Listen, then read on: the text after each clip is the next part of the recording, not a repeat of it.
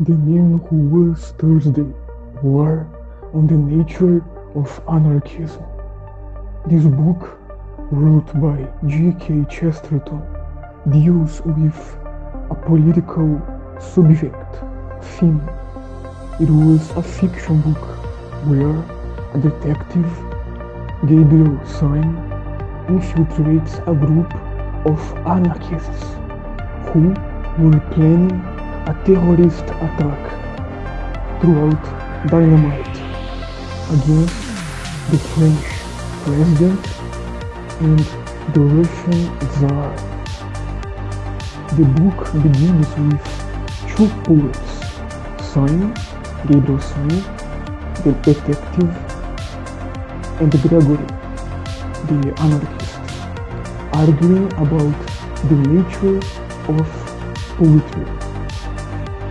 Gregory, was a real anarchist, and after arguing with the detective poet,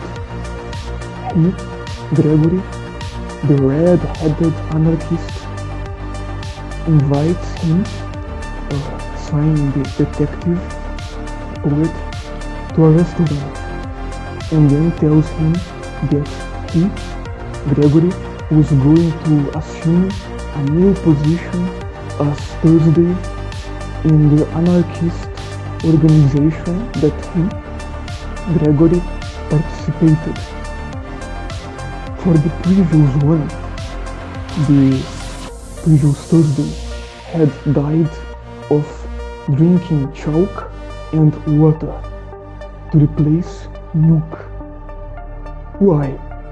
Because the previous Thursday, was a kind of vegetarian and saw the killing of cows as cruel. So he was a kind of a man who opposed the killing of animals.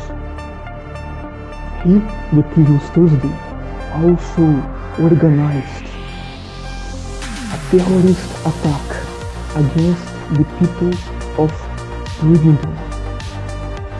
After many events, many happenings, quite ironic ones, because in this book it's a quite confusing one. Chesterton uses a lot of irony throughout his pages.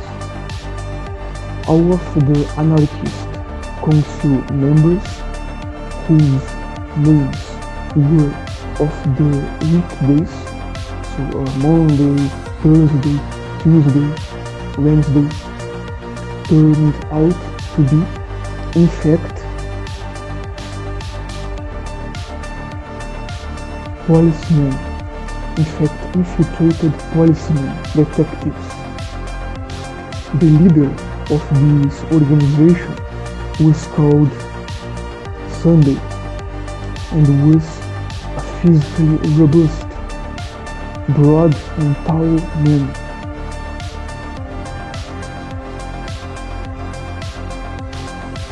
So, the message of this book is basically what is the nature of anarchism, because throughout the pages, especially in the beginning, the first ones,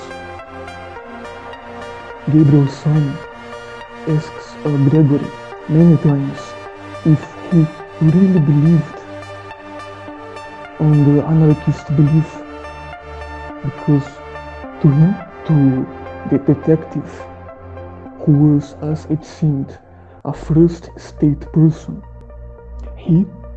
Gregory, the red-headed poet, that was a true anarchist, didn't really believe on anarchism and was faking it, as I will talk about on the part 2, what was the meaning of it all. I will basically give a clue to you. Sunday was a kind of far-away figure, because he was a robust man, a tall and broad-shouldered man, and he seemed a kind of father figure, one could interpret it throughout a Freudian lens on one hand, but on the other, he seemed to be maybe kind of Satan figure, one can say. But given the clue that I've said, anarchism as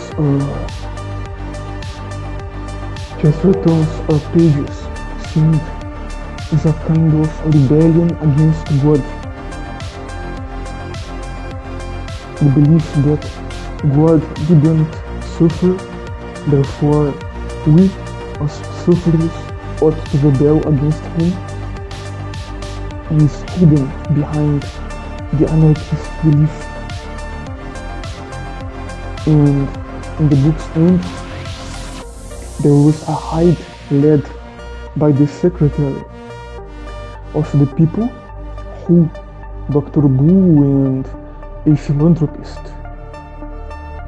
that was also in the book, were arguing about regarding who is the true rebellious figure, if is the second state person, the aristocrat, the nobleman, who is the true rebellious figure that drives all rebellion movements throughout European history, maybe coming from the French Revolution to the early 20th century turmoils, or if it is the third state people, if it is the common people, the common man. Because Gabriel Stein was a first state person, an intellectual. He was born in an intellectual family, and his family was a modern family, and he is basically turning upside down, paradoxically upside down, the trend of father having his son rebelling against him. Gabriel Stein rebelled against his first state modern father, basically being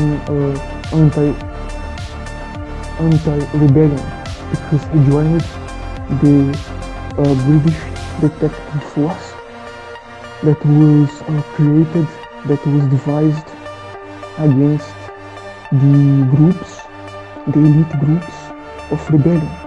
So he was born in an elite modern family, and he rebelled against his father, joining a anti-rebellion government police force.